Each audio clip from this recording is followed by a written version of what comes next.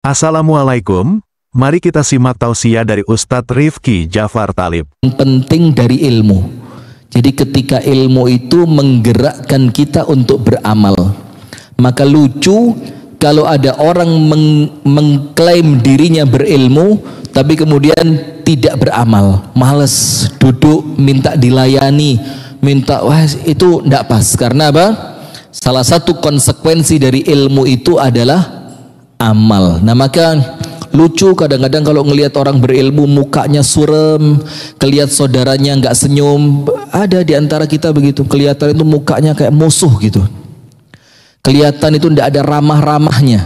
Ini tidak mencerminkan orang yang berilmu, walaupun mereka kemungkinan mengklaim bahwa mereka jauh lebih berilmu dibanding kita. Selama amalnya tidak mencerminkan ilmunya, maka nol. Maka apa? Nol. Hadirin sekalian, untuk pembuka di malam hari ini kami akan bawakan materi berubah sebelum kembali. Yang kita maksudkan kembali di sini adalah kembali kepada Allah, yaitu wafat atau meninggal dunia. Dan sebelum kematian itu datang, kita perlu apa? Berubah. Dan banyak orang ngomong merubah amal, ya betul. Merubah akhlak, sikap, betul. Merubah dari yang sebelumnya tidak taat kepada Allah menjadi taat, itu juga betul. Karena ketika waktu kembali kepada Allah itu datang, yang tersisa cuma penyesalan. Yang tersisa apa? Penyesalan. Rabbi laula akhartani ila ajalin qarib fa asaddaqa wa akum minas salihin. Ya Allah, tunda sebentar aja, saya mau sedekah, saya mau jadi orang soleh. Manfaat enggak penyesalannya? Tidak. Nah maka yang kita maksudkan di sini bukan berubah secara semua itu, karena kalau itu insya Allah panjenengan sudah tahu. Tapi yang kita maksud apa? Merubah mindset. Mindset itu apa? Jangan-jangan saya ngomong nanti tidak ngerti Pak Tomo. Apa mindset itu? Pola pikir tentang kematian. Sehingga ketika kita mendengar berita kematian, ya tetap menakutkan. Tidak mungkin orang hidup tidak takut mati, itu tidak ada. Sampai panjenengan tahu Ibunda Aisyah, sekelas Ibunda Aisyah itu ketika mendengarkan Nabi SAW bersabda, man ahabba liqa Allah ahabballahu liqa'ah, wa man kariha liqa Allah karihallahu liqa'ah. Orang yang cinta ketemu dengan Allah, Allah cinta pertemuan dengannya. Sama. Jadi kalau kita senang ketemu Allah, Allah senang ketemu kita. Tapi sebaliknya, barang siapa yang benci ketemuan, perjumpaan dengan Allah, Allah tidak suka ketemu sama dia. Terus Ibunda Aisyah itu mengira yang dimaksud Nabi Muhammad itu kematian. Jadi orang yang senang mati, Allah senang nyambut dia. Orang yang benci mati, Allah benci nyambut dia. Ternyata maksudnya bukan itu. Ibunda Aisyah mengatakan, ya Rasulullah, man minna la yakrahul maut. Ya Rasul, siapa di antara kita yang tidak takut mati? Coba, ayo angkat tangan, jujur. Angkat tangan yang sudah siap detik ini. Angkat tangan. Mana? Ini siap atau putus asa? Ada orang antara siap sama putus asa tidak ngerti. Antara wani sama bondo nekat itu tidak ngerti dia.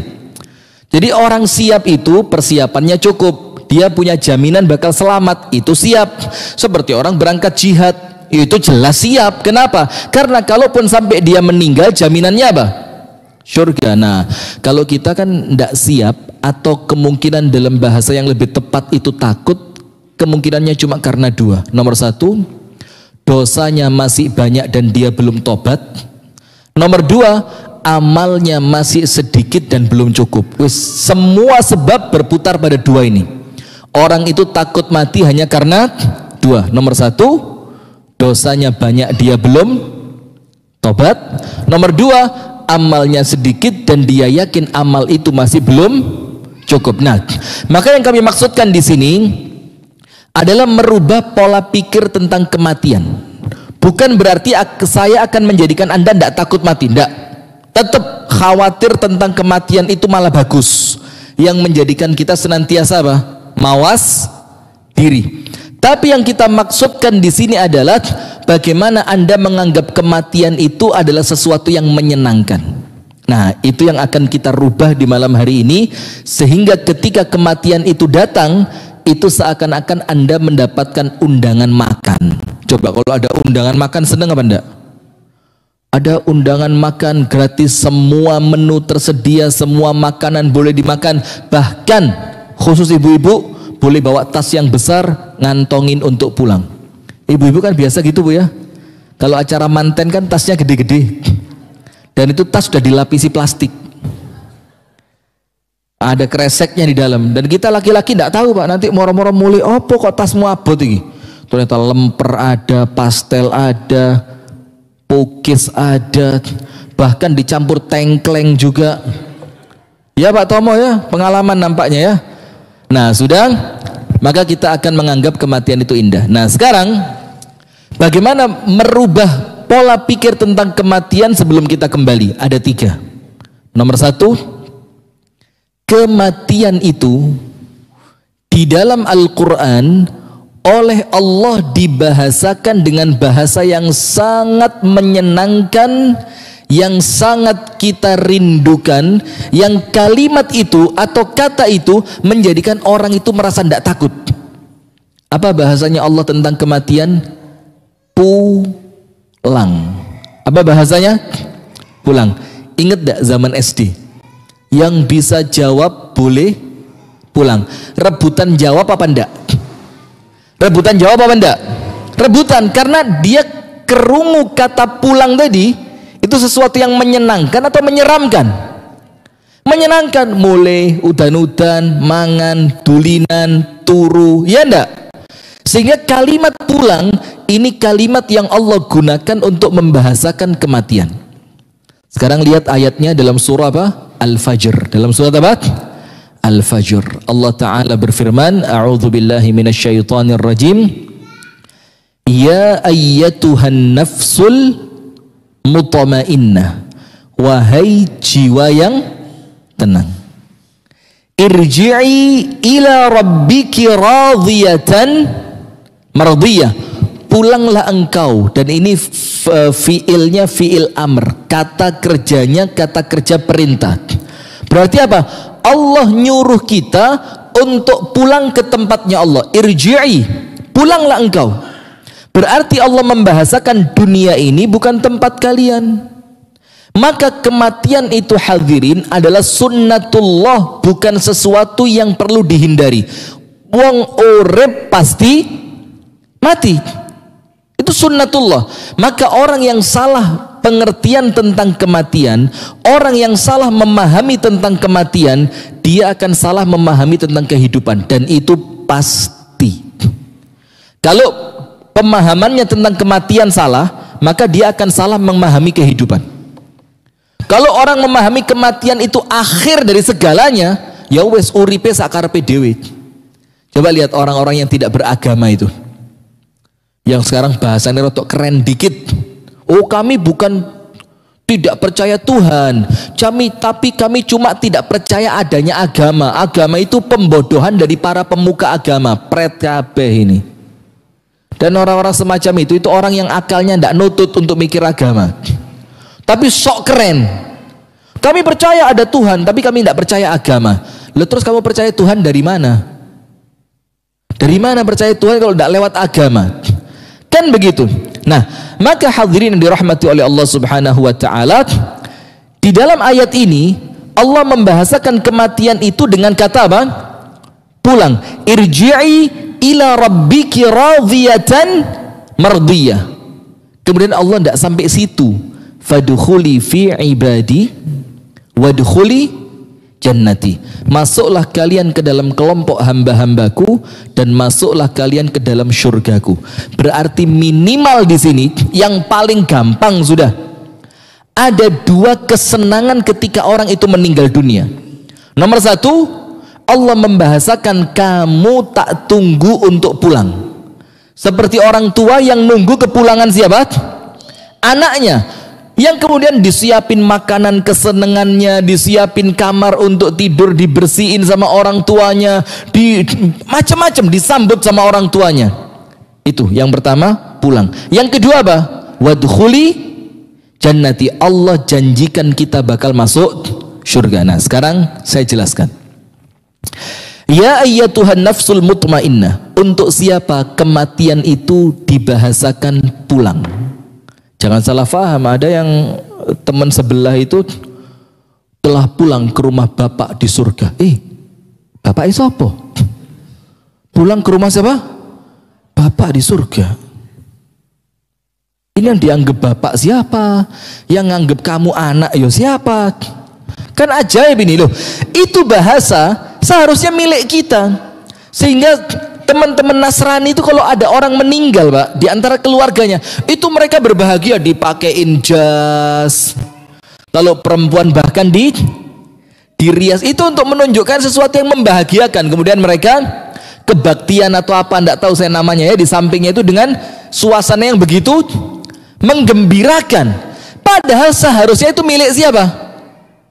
Milik kita. Nah, tapi sekarang perhatikan, tidak semua orang bisa mendapatkan kata pulang dari Allah untuk kematiannya. Tidak semua. Syaratnya cuma satu. Ya ayyatuhan nafsul mutmainnah. Orang yang kematian itu dibahasakan oleh Allah untuknya adalah pulang, yaitu mereka yang ketika hidup jiwanya jiwa yang tenang, nafsun mutmainnah. Sekarang berarti PR kita bagaimana menyiapkan di dalam kehidupan ini supaya kita memiliki nafsun mutmainnah, jiwa yang tenang, agar ketika kita pulang yang nyambut langsung adalah Allah Ta'ala dengan kalimatnya apa? Ya ayyatuhan nafsul mutmainnah irji'i, waktunya pulang. Nah, sekarang lihat, nafsun mutmainnah, jiwa yang tenang, disebutkan oleh para ulama nafsun mutmainnah yang ketika Anda memiliki itu, maka kematian itu bukan sesuatu yang menyeramkan. Wayai mulih ketemu dengan Allah, Allah ridho, Allah janjikan kamu masuk ke dalam surga. Yang nafsun mutmainnah ini itu berkutat pada 3 hal. Jadi cek, ayo muhasabah, hasibu anfusakum qabla an tuhasabu. Ayo dihitung diri kita sebelum nanti kita sama Allah dihisab. Sebelum meninggal, ayo siap-siap ngeliat kesiapan kita masing-masing. Yang pertama, nafsun mutmainnah itu jiwa yang bersih dari apapun tentang kesyirikan. Itu poin pertama yang tidak boleh ditawar. Harus bersih dari apa? Kesyirikan. Tidak ada yang namanya nafsun mutmainnah tapi kemudian masih larung sajen. Maka kita senantiasa ngomong, dan kita tidak pernah takut untuk ngomong.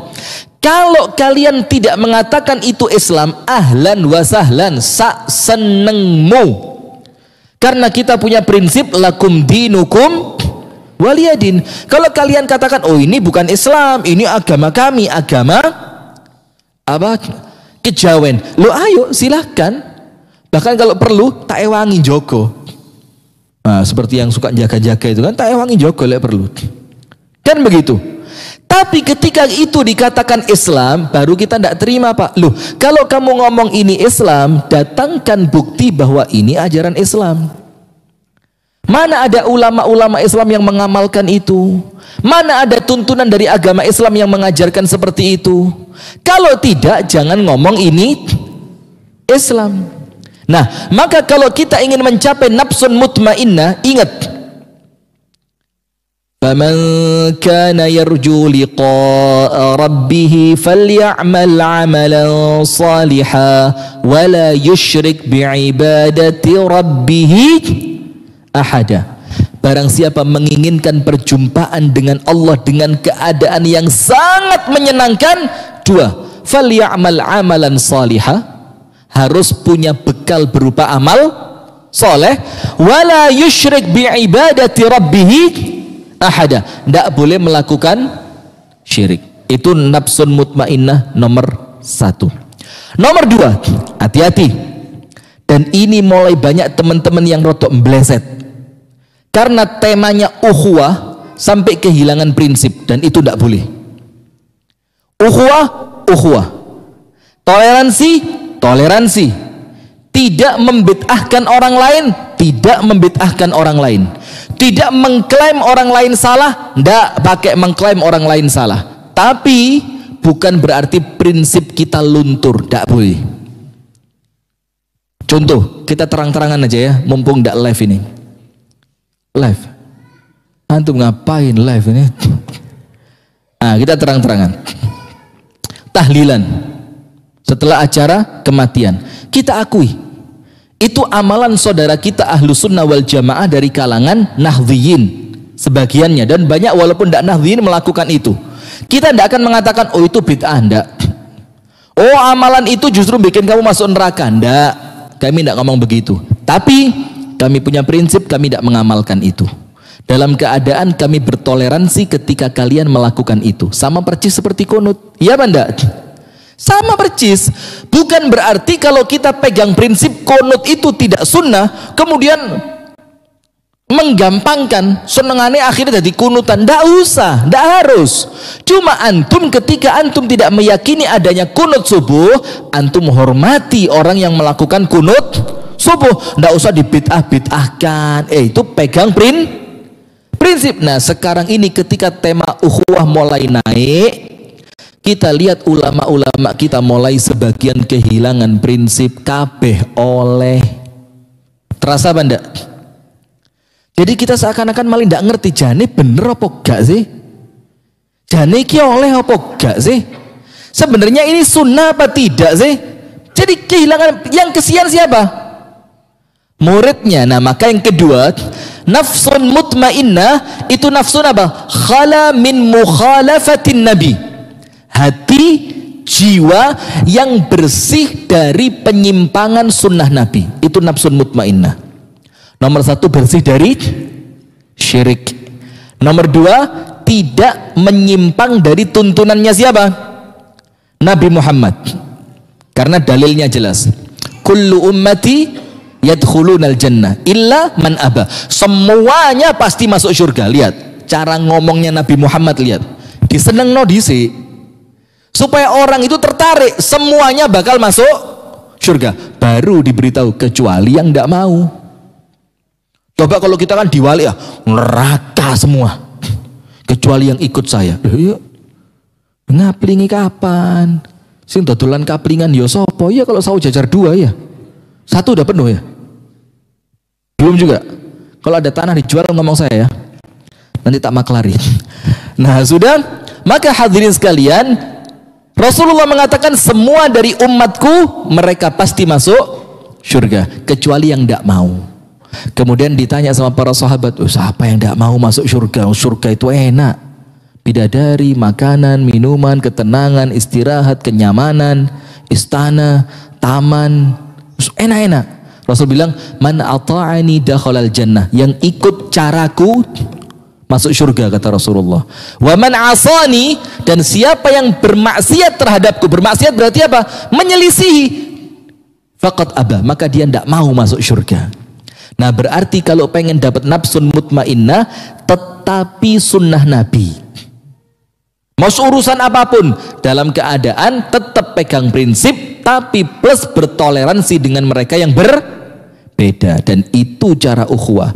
Nomor 3, apa nafsun mutmainnah? Hablum minan nas. Nomor 1, hablum minallah, dengan cara tidak menyekutukan Allah. Nomor 2, dengan Rasulullah wajib mentaati, jangan sampai menyelisihi sunnah Nabi. Faman raghiba an sunnati falaisa minni, yang tidak senang dengan caraku, kata Nabi Muhammad, bukan termasuk umatku. Yang ketiga, dengan sesama makhluknya Allah, bukan cuma manusia tapi binatang. Lihat, dengar cerita seorang perempuan masuk neraka gara-gara ngurungi apa? Ngurungi apa? Kucing. Tahu nggak ceritanya? Dakhalat imra'atun an-nara fi hirratin. Ada perempuan masuk neraka gara-gara kucing. Habasat hatta matat, dikurungi sampai mati. La hiya at'amatha wa la taqatha ta'kulu hasishal ardi. Dia tidak kasih makan kucing itu, tidak dilepas juga biar cari makan sendiri sampai kucingnya mati. Coba, jadi bukan cuma manusia, termasuk dengan siapa? Binatang, pokok semua makhluknya Allah, bahkan benda mati. Panjenengan tahu benda mati? Nabi Muhammad mengatakan apa? Uhudun jabalun yuhibbuna wa nuhibbuhu. Gunung Uhud itu benda mati yang cinta kepada kami dan kami cinta kepadanya. Maka sampai dikatakan oleh para ulama, hubbu Uhud iman. Mencintai gunung Uhud itu termasuk apa? Keimanan. Sampai ketika Nabi Muhammad naik bersama Abu Bakar, gunung Uhud itu apa? Meredek. Rasulullah bilang, "Uzbut Uhud." Uhud, diam. Di atas kamu 2 orang terbaik di muka bumi ini. Aku, yaitu Nabi Muhammad, dan siapa? Abu Bakar. Langsung gunung Uhud nurut. Anda tahu kayu yang biasa sama Nabi Muhammad dipakai bersandar? Itu ketika para sahabat mau bikin mimbar buat Nabi Muhammad, itu kayu nangis dalam Sahih Bukhari. Kayunya nangis, kedengeran seperti bayi nangis. Rasul cari, ini suara dari mana? Ternyata dari kayu yang disandari sama Rasulullah. Terus Rasulullah dalam tanda kutip ya, berdialog dengan kayu tadi. Terus ditanya, kenapa? Dibilang, ashabuka akhadat laka mimbara, akhadhu laka mimbara. Ini para sahabat kamu mau bikinin buat kamu apa? Mimbar.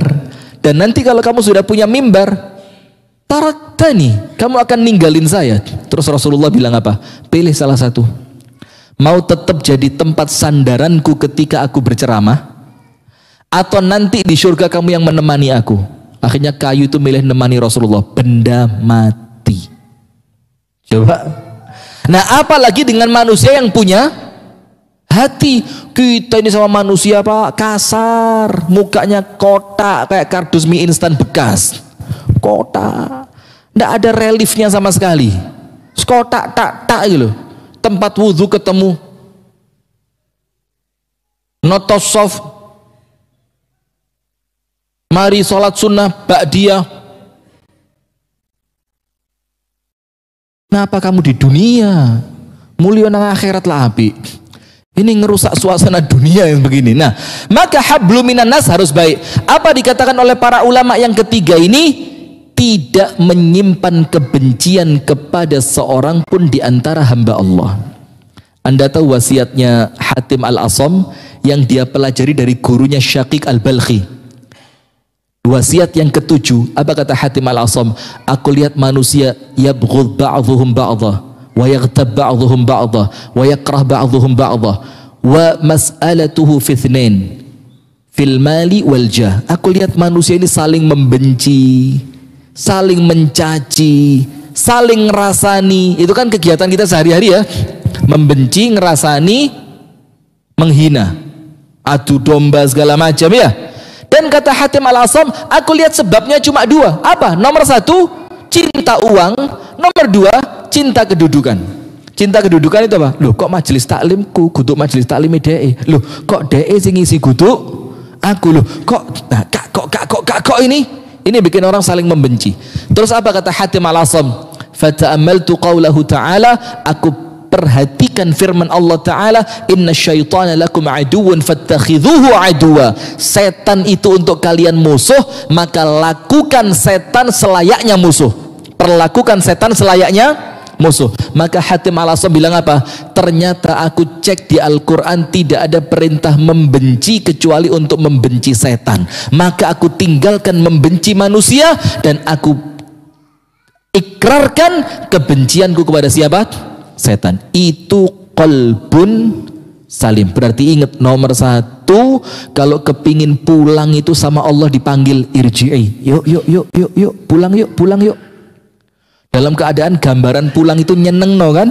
Lihat orang yang kerja di luar negeri, orang yang kerja di luar pulau, yang ditunggukan Idul Fitri.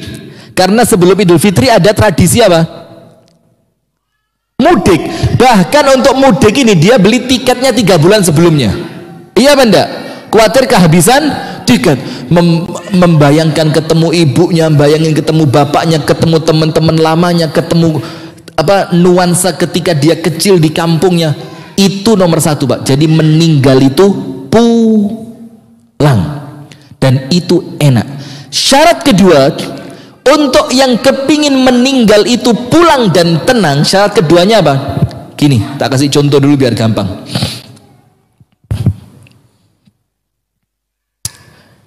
Orang pulang ke rumah orang tuanya setelah sebelumnya dia punya masalah dengan orang tuanya dan dia kabur. Dan dia apa? Kabur. Lari dari orang tuanya. Ketika pulang, seneng atau takut? Ayo, punya masalah sama orang tuanya, iki lek mole dikeplai. Ini kalau pulang, ndase ditempel tembok, bang. Ketika itu, orang yang punya masalah pulang menyenangkan atau menakutkan? Ayo, menyenangkan atau menakutkan? Berarti pulang yang menyenangkan itu untuk siapa? Orang yang tidak bermasalah. Berarti hindari masalah dengan Allah. Hindari masalah dengan siapa? Allah. Maka kalau kita tidak punya masalah, kapanpun Allah panggil kita untuk wafat, enak. Dan itu yang ditunggu-tunggu sama Syekhul Islam Ibnu Taimiyah. Tahu kan?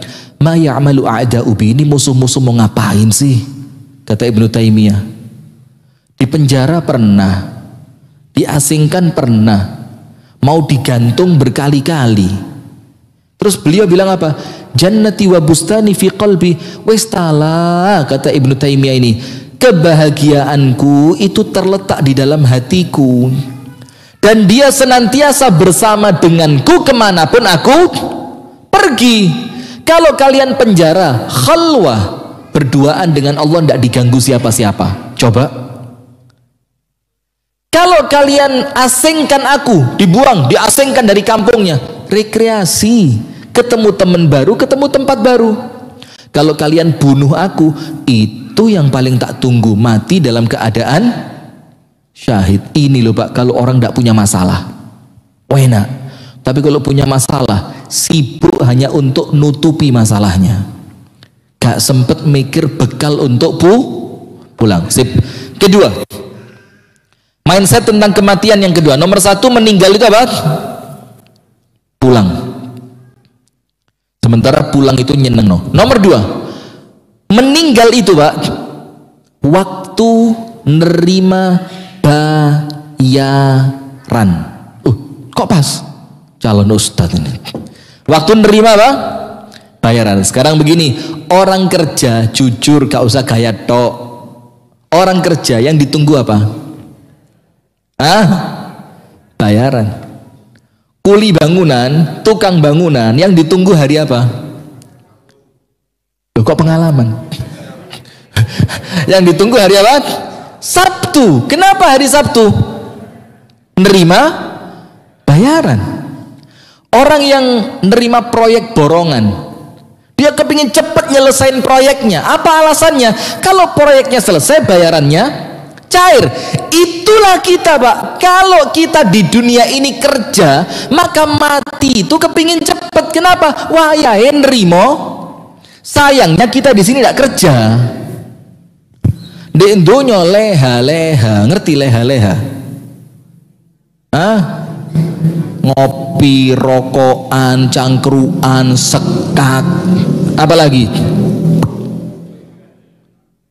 kaple. Pak Tomo, kaple nunggoi bengkel. Ngono tok urusannya ya. Mana Pak dosen mana? Mana? Datang sudah? Alhamdulillah. Nah sudah. Kenapa kita tidak pengen meninggal dunia? Karena kita tidak menganggap di dunia ini kita sedang kerja dengan siapa? Allah. Tapi ingat, perhatikan ayatnya.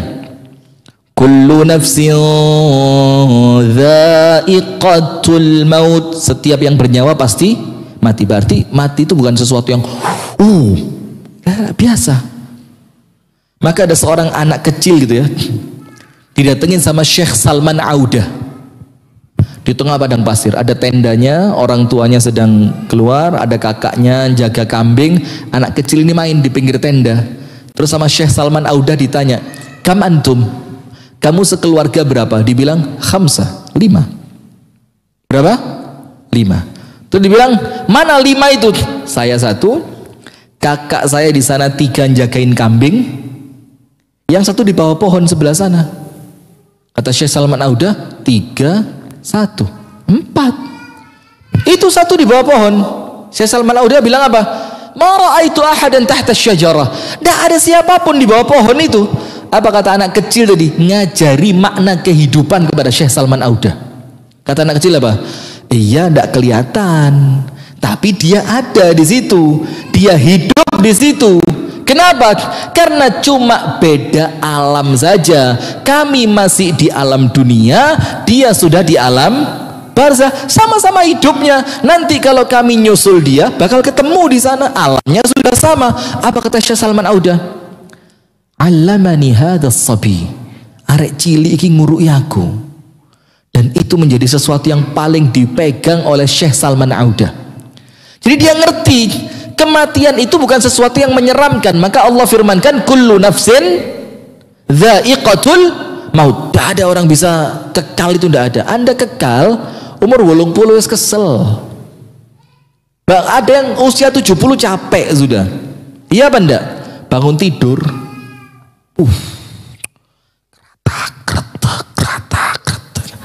bangun tidur langsung ngadeg, itu geliyeng, tuk, geblak, stroke. Na'udzubillah, nas'alullah as-salama wal afiyah, amin.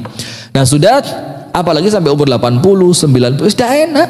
Anda tahu tidak ada laki-laki bukan Islam, non Islam, masuk di televisi, masuk di YouTube juga, laki-laki tertua di Indonesia umurnya 112 tahun. 112 tahun. Ketika ditanya oleh reporternya, apa sih yang kamu minta terakhir? Mati. Apa yang diminta? Mati. Ditanya sama reporternya, lupa kenapa pengen mati? Orang pengen panjang umur. Dibilang, teman saya sudah tidak ada, istri tidak ada, bahkan anak-anak saya sudah meninggal, sisa cucu yang tidak seberapa ngerti sama saya. Kemudian teman-teman pantaran saya yang kalau diajak ngomong nyambung sudah tidak ada. Sekarang saya ngomong sama orang tidak nyambung semua. Maka saya kepingin capek, kepingin apa? Mati. Setelah itu Allah firmankan apa? Kullu nafsin dha'iqatul maut wa innama tuwaffawna ujurakum yaumal qiyamah. Baru bayaran kalian akan Allah bayar dengan sempurna untuk kalian yaumal qiyamah. Apa arti yaumal qiyamah? Al-maut ula manazili yaumil qiyamah. Kematian itu anak tangga kiamat yang nomor satu. Berarti kematian itu sama Nabi Muhammad dibilang kiamat apa? Kiamat apa? Sughra, kiamat kecil. Karena orang yang sudah meninggal, kiamatnya dia sudah berdiri. Berarti waktunya nerima apa? Bayaran. Diawali dari apa? Alam kubur. Sekarang lihat awal nerima bayaran. Panjenengan pengen tidak dapat bayaran dari Allah? Kita kerja sama manusia saja, bayarannya kan nyeneng no ya. Kalau bayarannya tidak nyeneng no, Anda tidak mungkin mau kerja. Lah lapo kesel kok bayarannya mek sakmene. Itu baru kerja sama manusia. Apalagi Allah asy-syakur. Asy-syakur itu artinya apa? Alladzi yujazi al-qalila bil katsir, yaitu Allah yang membalas amalmu yang kecil dengan balasan yang besar. Nah, sudah lihat awal bayarannya, lihat. Ketika orang itu mau meninggal dunia, kan di dalam hadis yang panjang betul riwayat Imam Ahmad, itu ada malaikat yang turun dari langit. Malaikatnya dua, yang satu malaikat maut, seret, duduk di atas kepalanya. Di atas itu bukan kepalanya dilunggui, bukan. Orang tidur kan begini. Katakan ini kepala, dia di sininya. Nah, malaikatnya nunggoi. Karena nyabut nyawa itu dari mana? Dari atas. Maka yang habis kaki dulu kan. Biasa kalau orang meninggal yang dingin apa dulu? Kaki. Nah sudah. Kemudian malaikat yang kedua turun. Bawa apa? Kain kafan surga, bawa minyak wangi surga. Coba bayangin Pak. Terus setelah itu ada malaikat lain yang datang lagi. Ini yang dalam ayat Al-Quran surat Fussilat. Surat apa? Fussilat. Apa Allah firmankan? Innalladzina qalu rabbunallahu thumma istaqamu tatanazzalu alaihimul malaikatu alla takhafu wa la tahzanu wa abshiru bil jannati allati kuntum tu'adun. Panjang. Nahnu awliya'ukum fil hayat. Terus sampai panjang. Artinya begini, malaikat yang ketiga turun bilang apa? Orang yang seperti kamu kerjanya untuk Allah istiqomah. Ingat tuh ya, kerjanya untuk siapa? Allah. Berarti ikhlas atau riya? Ini yang paling berat. Kalau cuma kerja Pak kabeh wong iso. Salat kita itu kerja, puasa kita kerja, ngaji kita kerja, sedekah kita kerja, dakwah kita kerja. Tapi untuk Allahnya ini yang berat. Kenapa? Karena kalau bukan untuk Allah, nanti kita sampai di hari kiamat, ya Rabb, mana bayaranku? Allah bilang, kerja buat dia kok minta bayaran sama aku? Coba, tetangga Anda punya pembantu. Tetangga Anda punya pembantu, pembantunya ngerapiin rumahnya dia, bersihin, ngepel, nyuciin bajunya. Ketika datang waktu gajian, pembantu itu datang ke rumah Anda, Pak, bayaran. Anda apain kira-kira pembantu itu? Hah? Yang gak kerja mbak aku kok njaluk bayaran nang? Seperti itu Pak. Maka dikatakan orang yang istiqomah kerja untuk Allah, ketika mau meninggal, malaikat itu ayatnya Pak, bukan nazala, tapi apa? Tatanazzal. Apa bedanya nazala sama tatanazzal? Kalau nazala itu sekali turun, jub, selesai. Itu nazala, nuzul.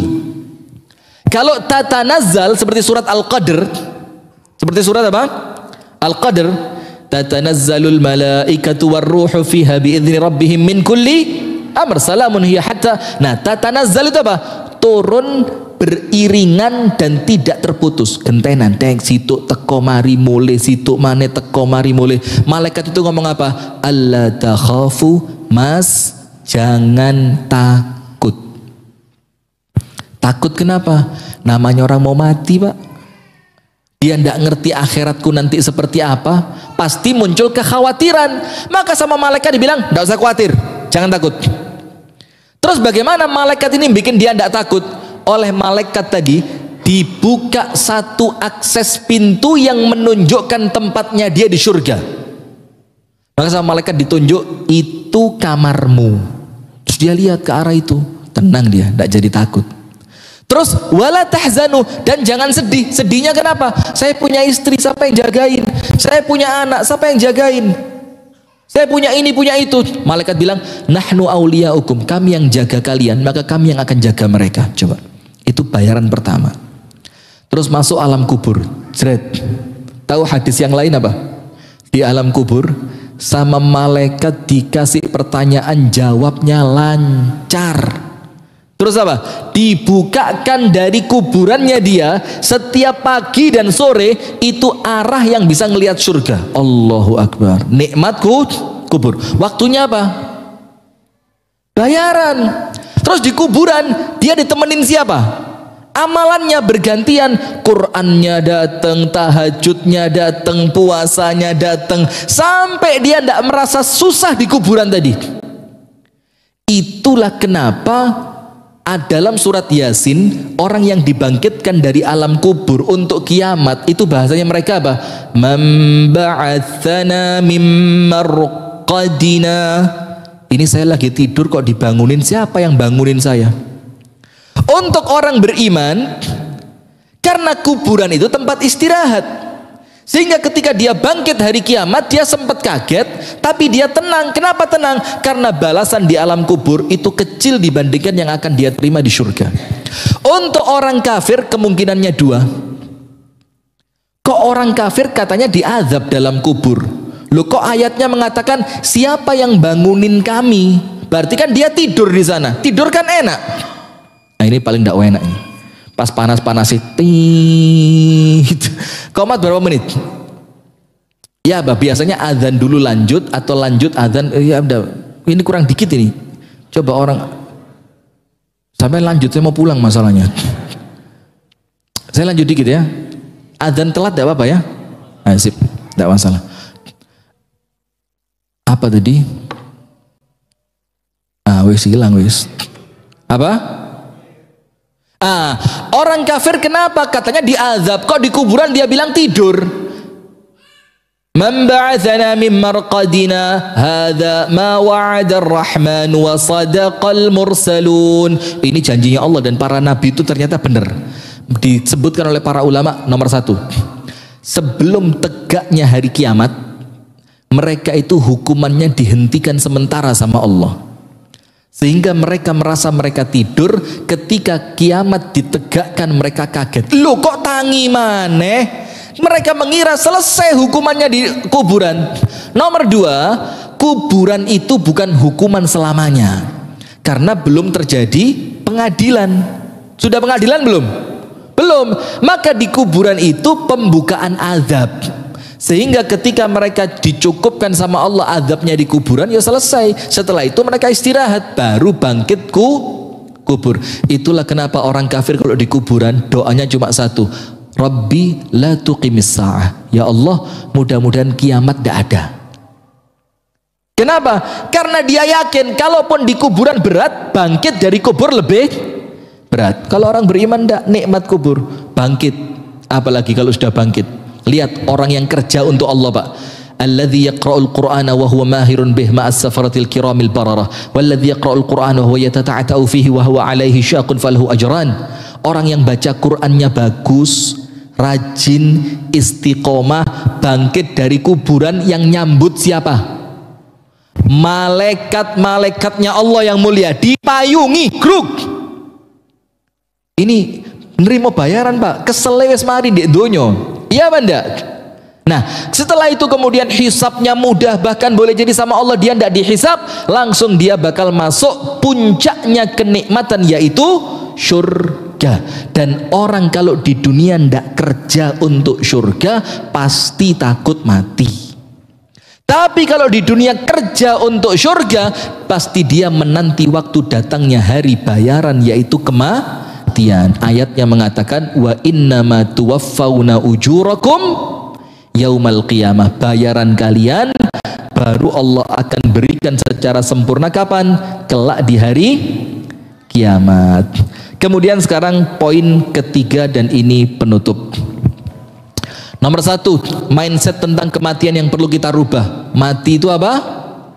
Pulang. Kalau tidak punya masalah, enak. Jiwanya harus nafsun mutmainnah. Nomor dua, mati itu waktu nerima apa? Bayaran. Nomor tiga apa? Ayo Ustaz. Ayo. Nomor tiga, mati itu apa? Pergi dari sempitnya dunia menuju luasnya akhirat. Kok bisa? Sekarang lihat. Salah seorang ulama salaf itu, ketika sahabat-sahabatnya meninggal, dia bilang apa? Di zaman tabi'in, di zaman tabi'ut tabi'in, itu mereka mengatakan, "Dhahaba min dhiqid dunya ila fasihil akhirati." Dia pergi dari sempitnya dunia menuju luasnya akhirat. Dalilnya apa lagi? Rasulullah bersabda, "Ad-dunya sijnul mu'min wa jannatul kafir." Dunia ini penjara buat siapa? Orang beriman. Dan dia surganya siapa? Orang kafir. Saya mau tanya, orang kalau di penjara yang ditunggu apa? Ayo Pak Polisi, apa orang kalau di penjara yang ditunggu apa? Pulang, bebasnya tadi. Dan kita ini hadirin di dunia di penjara. Loh kok ono wong betah di penjara? Walaupun di YouTube ada itu. Sama polisinya disuruh pulang tidak mau, karena polisinya baik-baik katanya. Ya itu pas yang baik saja. Aduh, astagfirullahaladzim, saya sudah latihan fokus. Nah sudah, maka hadirin, tidak ada orang di penjara itu seneng, tidak ada. Kenapa? Penjara itu tempat kita dibatasi, betul apa enggak? Tidak boleh ini, tidak boleh itu, harus gini, harus gitu. Panjenengan kroso tidak di dunia seperti itu? Kalau tidak kroso, ya mati jangan, medeni, tutui malaikat sampean. Tapi kalau kroso, bagus, ya itu betul memang penjara. Kenapa? Oh ini pengen merasakan cuy, apa ciu, ya mohon maaf kan tidak pengalaman ya. Malah kalau ngerti malah saya curiga. Ini ada apa anda kok ngerti? Atau pengen, ya apa sih rasanya narkoba itu? Kok penasaran ya? Kok katanya kalau sudah kena sekali itu seakan-akan dunia milik sendiri. Tapi kemudian ono remi, dia punya remnya apa? Tapi Allah ngelarang. Berarti dibatasi enggak? Ya ini penjara. Ada cerita lucu tentang Al-Imam Ibnu Hajar. Imam Ibnu Hajar itu ulama kaya raya. Kudanya Pak, itu kuda yang dipakai raja. Ibnu Hajar al-Asqalani. Bajunya, baju yang biasa kainnya dibeli hanya oleh para raja. Ganteng, putih, bersih, wangi. Ibnu Hajar al-Asqalani. Datang seorang tukang minyak Yahudi. Tukang apa? Minyak Yahudi bilang, hei, kamu bilang nabimu bersabda, dunia ini penjaranya orang beriman dan surganya orang kafir. Dia ngaku loh dia kafir, tapi orang kafir sekarang gak ngaku. Sudah. Terus penjara model apa? Kuda bagus, baju bagus, bau harum, makanan lezat. Terus ini surga apa? Kelambi lengot tok iki. Surga apa?